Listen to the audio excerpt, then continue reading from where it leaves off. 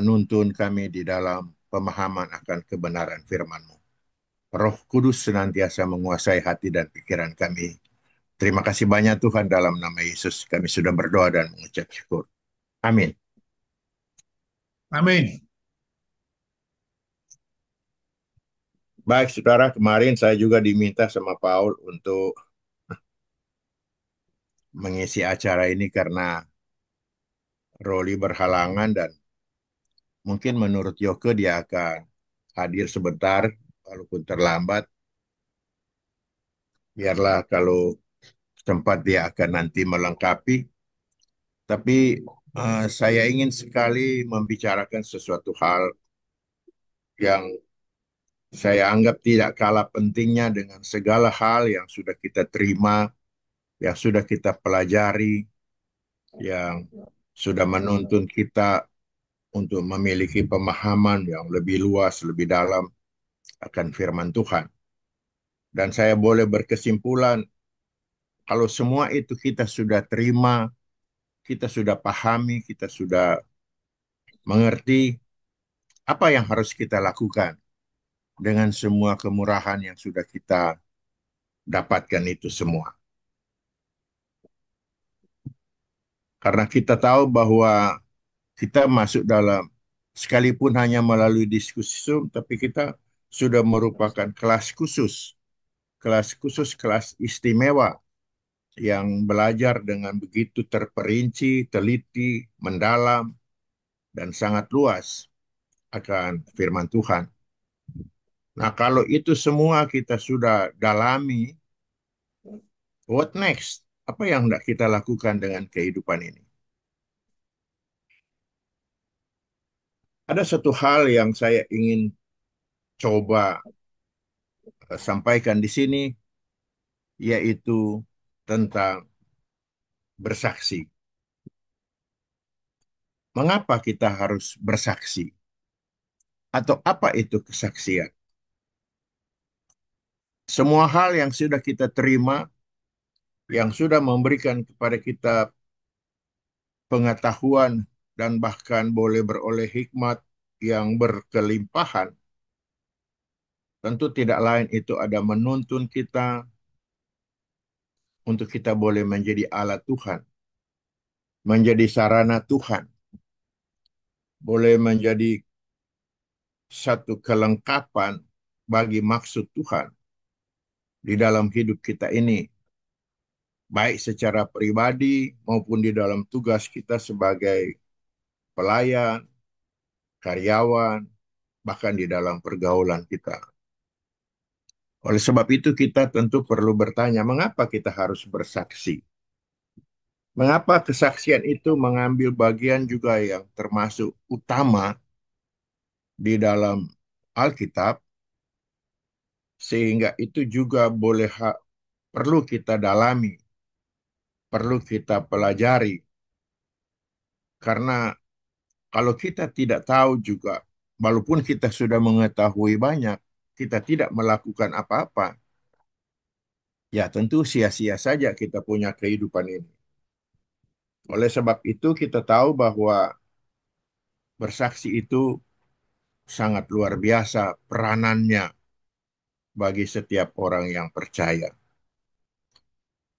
Kisah Para Rasul 1 ayat 8 dia berkata,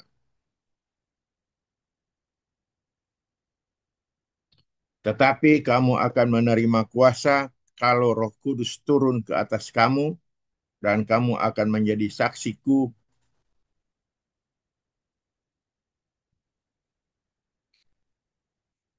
Kita baca secara lebih lengkap ya. Tadi terpotong soalnya. Tetapi kamu akan menerima kuasa kalau Roh Kudus turun ke atas kamu, dan kamu akan menjadi saksiku di Yerusalem dan di seluruh Yudea dan Samaria dan sampai ke ujung bumi. Sini ada 3 hal yang kita perlu lihat, tapi yang pertama kita lihat dulu mengapa dia sebut menjadi saksiku di Yerusalem. Orang mengartikan Yerusalem ini adalah tempat mereka berkumpul, tempat mereka hidup, tempat mereka tinggal, dan tempat di mana rasul-rasul itu dihimpun oleh Tuhan dan mulai bekerja dan mereka juga melayani baik di Bait Allah atau di tempat-tempat lain, yaitu di Yerusalem. Yerusalem itu diartikan seperti rumah, rumah kita sendiri. Jadi betapa pentingnya bahwa kesaksian itu harus berawal, bisa mengartikan harus berawal melalui rumah kita sendiri. Harus menjadi bagian yang utama, harus menjadi peranan yang paling penting, yaitu kesaksian di dalam rumah kita sendiri. Apakah itu di dalam rumah tangga kita, apakah itu di dalam keluarga kita. Karena percuma kita tentu bersaksi di luar, tetapi kalau hal-hal yang ada di dalam rumah kita sendiri, di dalam rumah tangga kita sendiri, masih ada hal yang belum beres. Makanya dikatakan Yerusalem itu berarti membicarakan tempat di mana kita tinggal, di tempat mana kita terlebih dahulu beraktivitas. Dan itu tentu saja di rumah tangga kita. Kemudian kita bisa melihat di situ kuasa. Kuasa dalam bahasa Greka disebut dunamis. Itu berarti sesuatu mempunyai pengertian tentang kekuatan rohani yang aktif, mempunyai kemampuan ada kalanya supranatural, melampaui batas-batas yang secara alami, tetapi juga merupakan kuasa Tuhan yang memberikan dorongan, semangat untuk kita dapat beraktivitas atau dapat melayani. Itu bukan kekuatan secara duniawi, secara politik, tetapi itulah kuasa yang diberikan karena rasul-rasul khususnya pada waktu itu banyak sekali tantangan, banyak sekali rintangan, banyak sekali perlawanan, banyak sekali yang menentang mereka. Oleh sebab itu Tuhan melengkapi mereka dengan kuasa untuk memiliki keberanian, untuk berani melewati, menghadapi tantangan-tantangan itu. Sekalipun kita tahu di akhir hidup mereka hampir semuanya kecuali Rasul Yohanes yang mati syahid, mati dengan dianiaya. Tetapi mereka tidak memperdulikan itu semua. Karena mereka sudah memperoleh kuasa yang luar biasa, mereka bisa menerobos, mereka bisa menentang, mereka bisa melawan demi untuk bersaksi, untuk dapat memberitakan kabar sukacita tentang Kristus yang sudah mati dan yang sudah bangkit, yang sudah mengalahkan dosa itu sendiri. Jadi di sini kita melihat bahwa betapa pentingnya bersaksi itu dalam hidup kita. Bahwa Tuhan melengkapi kita dengan kuasa, Roh Kudus akan senantiasa menyertai kita, dan di mana kita sekian lama ini, saya aja sendiri sudah sekitar setahun lebih ya, mengikuti diskusi Zoom ini. Ada begitu banyak hal yang saya sudah dapatkan, sehingga di dalam penerapannya, di dalam kehidupan saya, baik secara pribadi maupun di dalam pelayanan, itu sangat membekas, itu sangat mempengaruhi, sehingga saya melihat bahwa pertumbuhan rohani kita, jujur harus saya katakan bahwa sekalipun dahulu saya dapat memiliki pengetahuan melalui pendidikan secara formal, tetapi melalui apa yang kita dapatkan di dalam diskusi Zoom ini, begitu luar biasa. Walaupun ini merupakan sesuatu yang informal, tetapi begitu hebat pengaruhnya bagi saya pribadi. Sehingga tidak ada kata lain bahwa itu harus ber, ber, ber apa bermanifestasi, katakanlah begitu. Ya, dia harus keluar Dia harus betul-betul menjadi garam, menjadi terang dimanapun kita berada. Sehingga di dalam tugas-tugas pelayanan saya, di dalam pergaulan saya, tentu saja apa yang kita dapatkan ini banyak kali, sering kali menjadi menjadi bahan-bahan pembicaraan, bahan-bahan percakapan. Dan ada begitu banyak orang juga mendapatkan hikmat dari apa yang kita temukan di dalam kita bersaksi. Karena kesaksian itu juga bukan merupakan hanya merupakan satu anjuran, tetapi merupakan satu amanat sebagai satu tugas pelayanan. Kita lihat di dalam ayat-ayat eh, yang Tuhan berikan kepada kita, ya. Misalnya Matius 28 ayat 19-20 itu bahwa kita harus menyampaikan amanat ini untuk disampaikan kepada setiap orang agar mereka mengenal, mengetahui, menerima, percaya kepada Yesus. Jadi begitu besar peranan yang diberikan kepada kita untuk bersaksi. Dan itu memang perlu harus menjadi pergumulan kita senantiasa, hari lepas hari. Sehingga dengan demikian, makna-makna yang kita dapatkan di dalam pemahaman kita tentang kebenaran firman Tuhan tidak menjadi milik kita sendiri, tidak tersimpan hanya untuk diri sendiri, tetapi dia akan berbuah, dia akan betul-betul meluap bahkan, dan dia akan merefleksi kepada lingkungan kita sekitarnya. Bersaksi adalah suatu reaksi iman. Jadi sesuatu reaksi alami yang diberikan Tuhan kepada kita berdasarkan iman, sehingga kita senantiasa akan merasa peka, ya, kita merasa sensitif bahwa itu sudah merupakan satu bagian daripada kehidupan kita. Kita perlu melakukan itu bukan karena menjadi sebagai tugas yang formal, tetapi merupakan satu panggilan, sesuatu gairah yang timbul sehingga kita mau melakukan itu.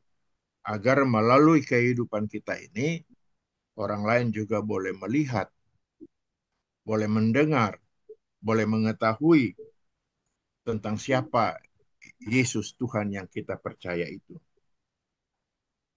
Karena ada begitu banyak di dalam Alkitab yang menunjukkan kepada kita bahwa kita memang harus melayani melalui kesaksian.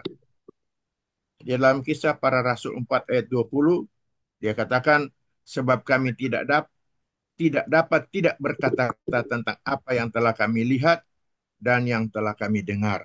Jadi tidak dapat tidak, ya harus kita melakukan. Ini sesuatu tidak secara letterlek keharusan, tetapi satu dorongan, hasrat, satu rangsangan yang timbul di dalam hati kita. Karena kita melihat bahwa kalau Tuhan sudah menolong kita, kalau Tuhan sudah menyelamatkan kita, kalau Tuhan sudah mengampuni segala dosa dan kejahatan kita, tentu saja orang lain juga perlu mendapatkan hal yang sama. Oleh sebab itu, kita juga sudah suka sering mengatakan menjadi berkat bagi orang lain.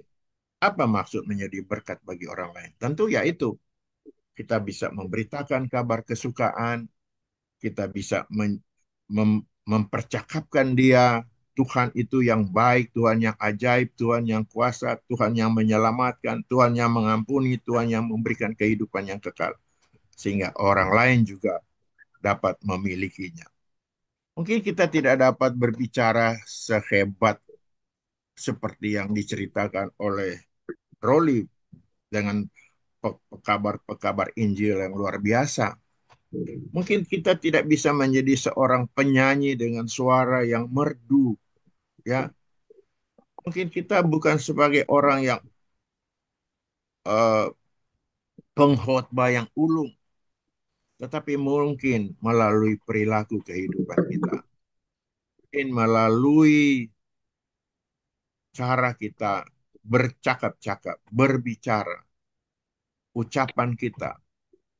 Oleh sebab itu, seringkali kita juga sudah ketahui bahwa kita harus berpikir dulu sebelum kita berbicara, agar supaya apakah percakapan itu ada mempunyai makna yang baik, yang positif, yang di mana Tuhan dimuliakan, ataukah hanya karena untuk menunjukkan kepintaran kita, sok tahu kita, egoisme kita, dan sebagainya. Kita perlu bahwa dengan bersaksi kita mempunyai sesuatu tekad untuk orang lain juga bisa mengenal Yesus melalui kehidupan kita ini. Itu dalam Roma 10 ayat 14, barangkali ada yang bisa baca. Roma 10 ayat 14.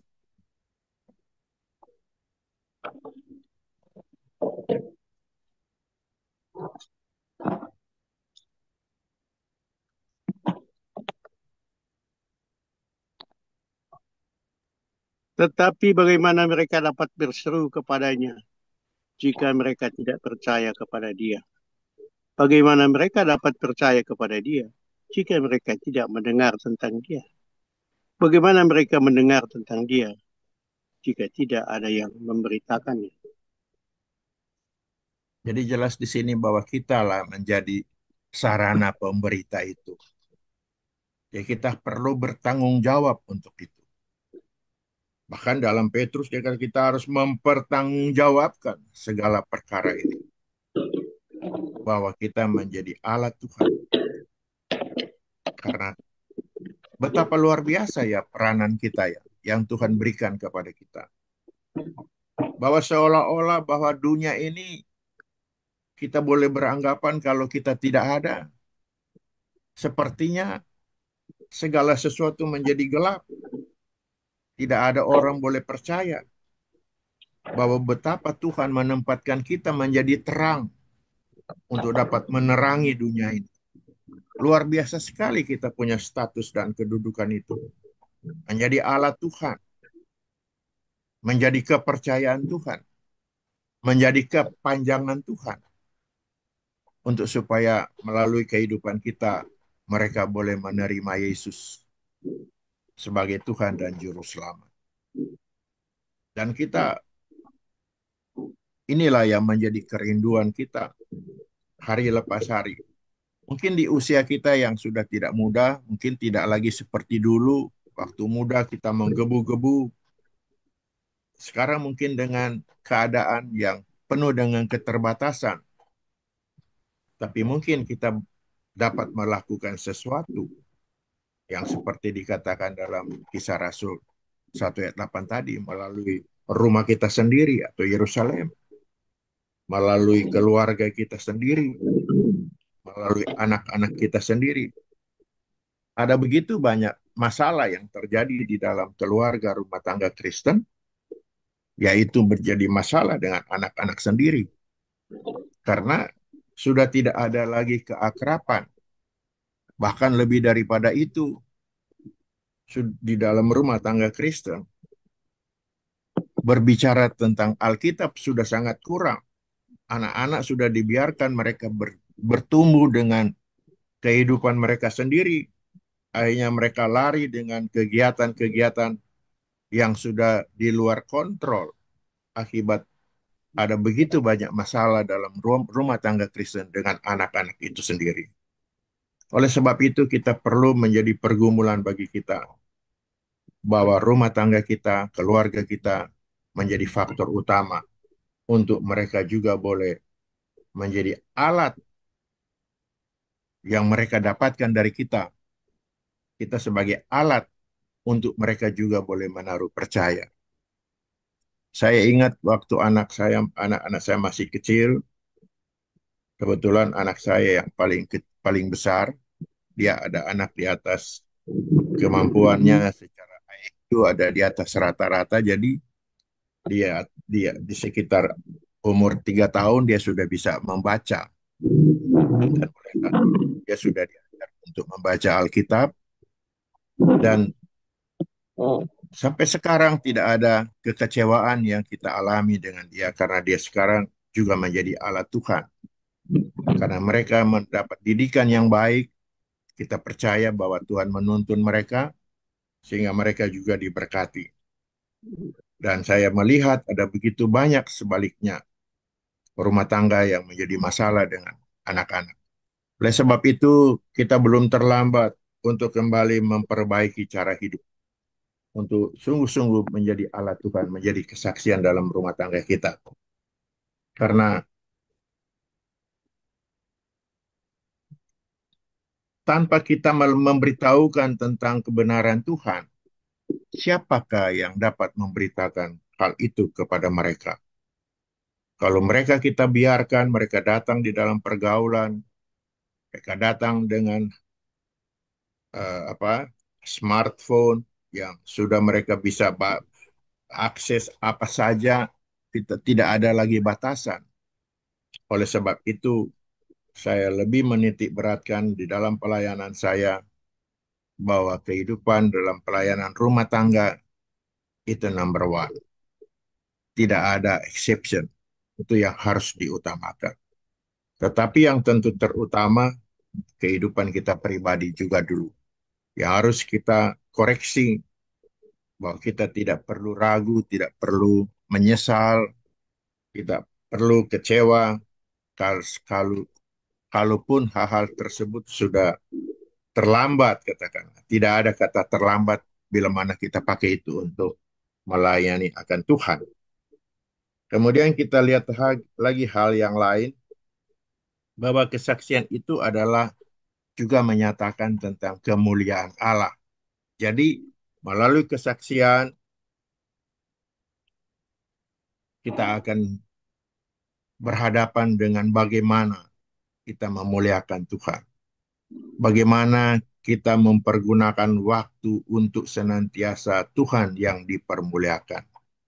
Dalam istilah yang lebih sederhana, bagaimana kita dapat menyenangkan hati Tuhan dengan sikap hidup kita melalui kesaksian ini. Mazmur 96 ayat 3. Ada yang bisa baca?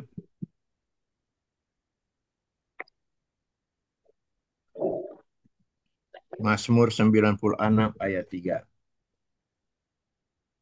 Ceritakanlah kemuliaannya di antara bangsa-bangsa dan perbuatan-perbuatannya yang ajaib di antara segala suku bangsa. Ya, ceritakanlah perbuatannya. Nyatakanlah betapa Allah itu ajaib. Perbuatannya luar biasa. Kita tidak perlu melihat siapapun. Tetapi keberadaan kita ini, ya kan ada dikatakan kita tidak bisa dapat merubah dunia ini seketika. Tetapi kita dapat merubah dunia ini melalui perilaku kehidupan kita. Oleh sebab itu, beritakanlah, ceritakanlah betapa ajaib Tuhan itu. Melalui pengalaman-pengalaman yang kita alami. Melalui apa yang sudah kita rasakan. Ada begitu banyak kesalahan yang sudah terjadi. Ada begitu banyak hal yang seringkali iblis menggoda kita dengan pengalaman-pengalaman yang lalu. Dengan berbagai ketidakbenaran, kecemaran, kenajisan, kenistaan yang sudah terjadi. Tuh, iblis selalu bukankah kamu begini? Seperti kata siapa? Martin Luther, iblis datang mengatakan, "Hai Martin, kamu kan begini, begitu, begini, begitu, begini, dan begitu." Martin Luther mengatakan, "Iya, benar itu, saya akui."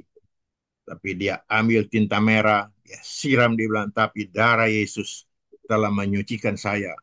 Darah Yesus yang telah mengkuduskan saya. Oleh sebab itu, segala perkara sudah dihilangkan oleh Tuhan. Sudah dilupakan oleh Tuhan. Oleh sebab itu, saya pakai hidup saya sekarang untuk kemuliaan bagi nama Tuhan. Betapa luar biasa kalau kita pun mempunyai sikap seperti itu. Tidak perlu takut apa yang sudah terjadi masa lalu. Kita tentu memiliki masa lalu yang kelam. Tetapi ingat bahwa masa depan masih lebih cerah bagi kita. Karena di sana ada Tuhan yang senantiasa menaungi kehidupan kita ini. Kesaksian itu juga merupakan sesuatu kekuatan bagi iman kita sendiri. Jadi kalau kita bersaksi, kita juga memperoleh sesuatu impact daripada itu, memiliki dampak, sehingga kita juga akan melihat bahwa kita sendiri bisa berdiri teguh, berdiri kokoh, berdiri kuat di dalam iman kita karena kesaksian yang berpancar daripada kehidupan kita ini. Betapa luar biasa. Jadi double impact. Ada sesuatu yang kita rasakan senantiasa. Jadi kita merasa bahwa secara singkat bahwa kesaksian itu adalah perintah Tuhan dan merupakan buah-buah yang mengubah kehidupan kita. Kemudian itu juga yang merangsang, mendorong kita untuk menjangkau jiwa-jiwa, untuk mereka juga beroleh keselamatan di dalam Kristus. Dan kemudian kita juga akan senantiasa dapat memuliakan Tuhan. Dan kemudian juga dengan kesaksian itu juga kita sendiri dikuatkan. Kita beroleh kekuatan.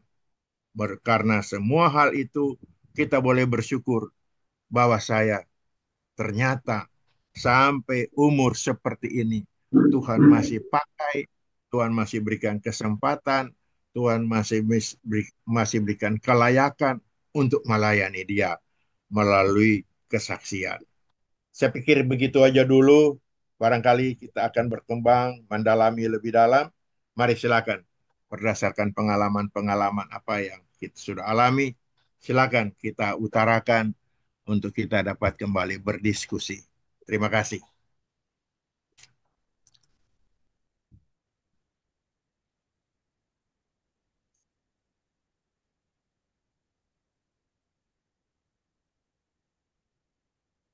Saksian ini masih begitu luas, masih begitu dalam, tapi kita ambil dulu yang praktisnya dulu lah.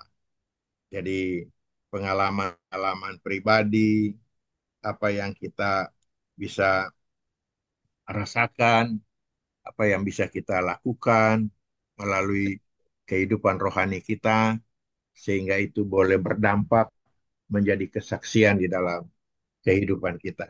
Mari, silakan. Kalau kita barangkali kesaksian itu menyatakan bahwa peranan Tuhan terhadap kehidupan kita. Jadi dan itu udah tugas kita untuk memberi kesaksian dan manusia kan diciptakan untuk memuliakan nama Tuhan. Kita singkat aja deh, barangkali yang lain-lain lebih. Ya, ya itulah Tuhan tentu memilih kita bukan saja dengan tidak ada maksud kan. Kita sudah belajar melalui roli kita dipilih Tuhan. Tentu ada satu maksud. Tentu adalah menjadi sarana, menjadi alat ya untuk bersaksi, untuk menyaksikan tentang bagaimana hebatnya akan kuasa Tuhan. Baik, yang lain?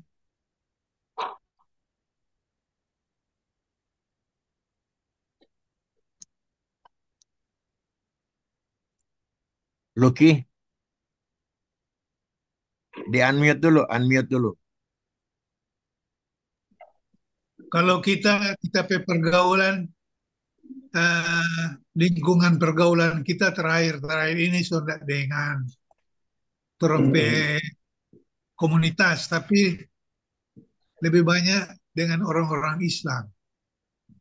Jadi kita mungkin juga karena kita mau menjadi pelayan dalam pengertian kan Allah, jadi apa yang kita tahu dalam kitab kehidupan itu yang kita sampaikan kepada orang dengan tujuan supaya orang tahu bahwa kita memberikan petunjuk ini eh, tidak ada maksud lain. Jadi mereka aja yang menilai. Jadi kasarnya kita jaga latih-latih pingpong.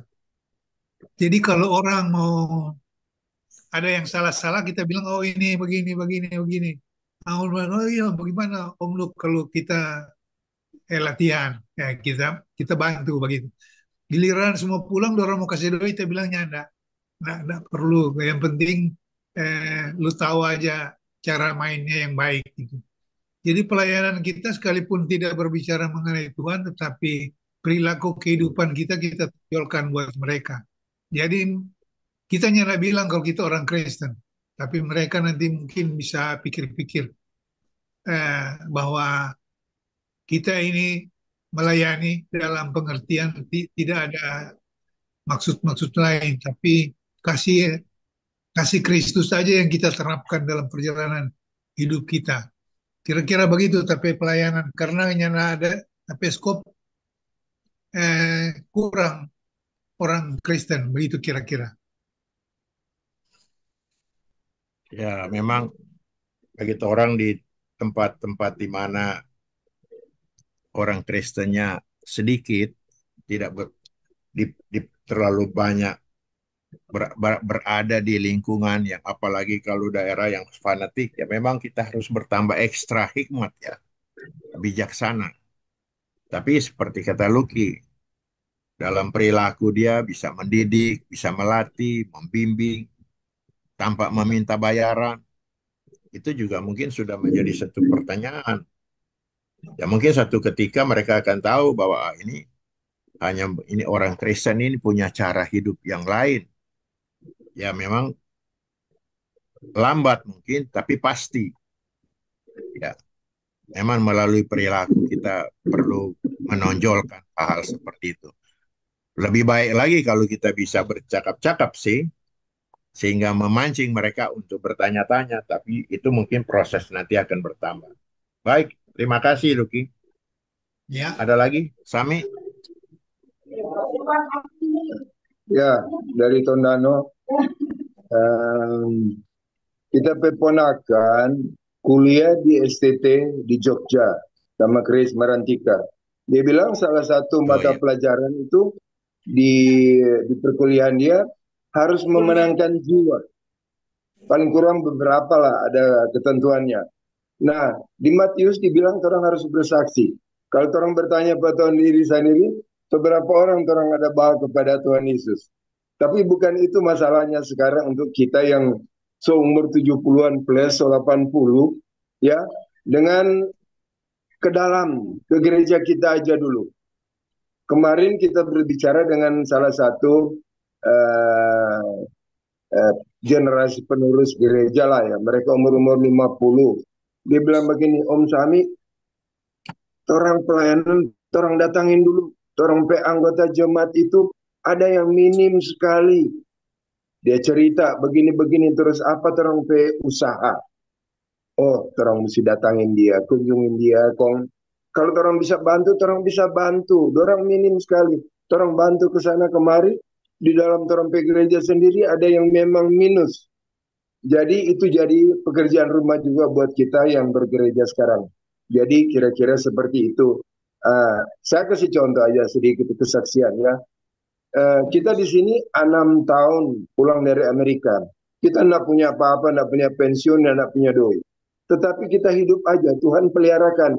Banyak teman saudara Siman yang tiba-tiba mensupport biar cuma sekali-sekali. Itu berkat semua itu. Dan saya udah bersaksi ya. Saya tidak punya apa-apa. Waktu saya datang di gereja, pendetanya pergantian pendetanya pergi, tidak ada yang main musik. Ya kebetulan kita bisa main musik, kita ambil alih main musik. Terus kita pikir-pikir, masa kita 81 tahun menjadi pemain musik terus? Kita kasih sekolah satu remaja, cewek, 13 tahun. Sekarang dia tulis di WA, oh Pak, kita sudah naik grade 2. Nah, bayar tiap sekian, naik grade, bayar lebih mahal lagi. Tetapi itu pelayanan. Jadi aku melihat di gereja kita sendiri dulu. Kalau kita bisa bantu, kita bantu. Dan itu sudah suatu kesaksian yang dari sudut lain. Orang bisa bersaksi lewat perbuatan orang kepada anggota kita sendiri. Sehingga sekarang kita sudah pensiun. Kita sudah nak main musik, so ada pengganti. Cewek 13 tahun, dia sudah naik grade 2, dia pelayanan di gereja. Nah, itu kira-kira kalau kita bicara bersaksi dari sudut pandang yang lain. Itu aja dari Tondano. Ya, Sami, ya Sami, memang. mengenai Willy. So keluar. Kenapa dia ada di belakang kita? So keluar 10 hari gereja dan dia udah sehat dan sudah oke. We talk Ya, about that. bagus. Puji Dia ada di Tuhan. belakang dan dengar. Ada duduk di meja Iya, makan, kita memang ada di sini karena colokannya, tapi HP-nya nak di charge jadi colok dari TV. ya. Memang itu gereja juga menjadi sarana karena di gereja itu ada begitu banyak kan eh, jemaat dengan berbagai latar belakang, Ya, kemampuan, keterbatasan.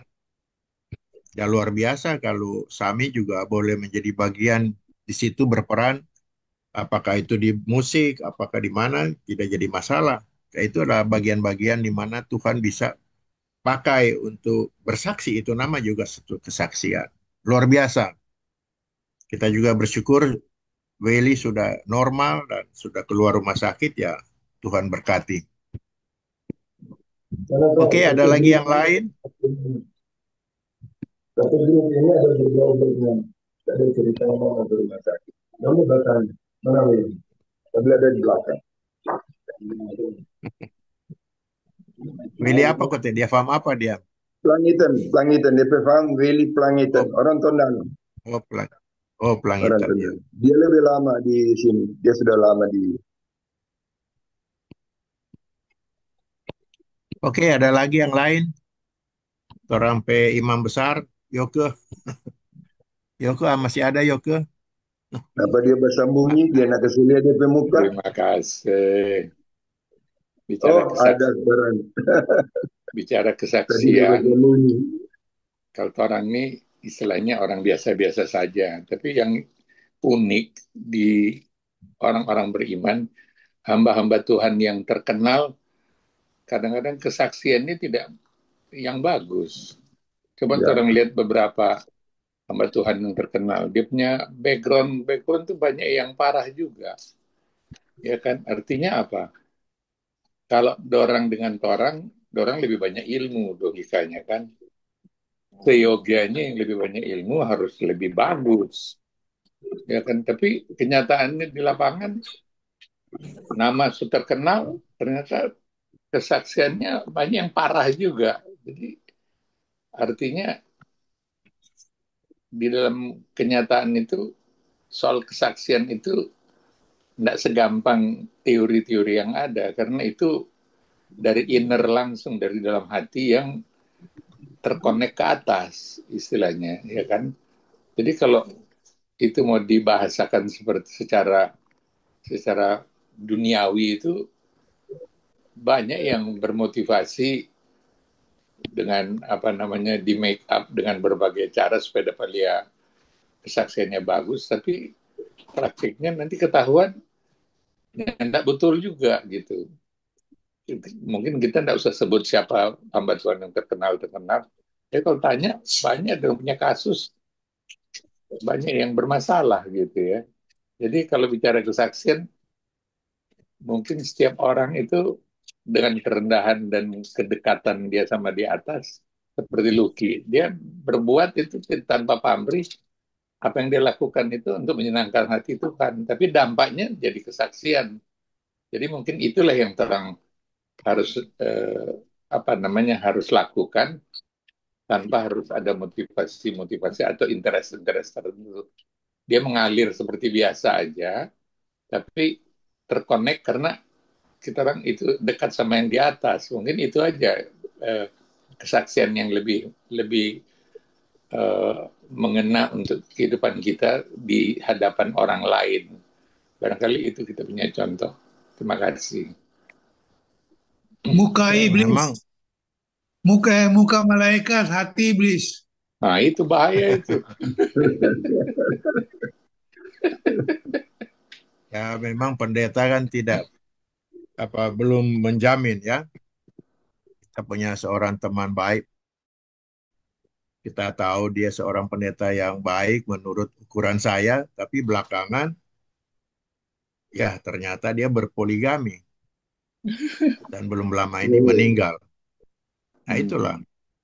Jadi tidak bisa menjamin walaupun dia seorang pendeta, tapi mungkin kita orang biasa-biasa saja, ya kan?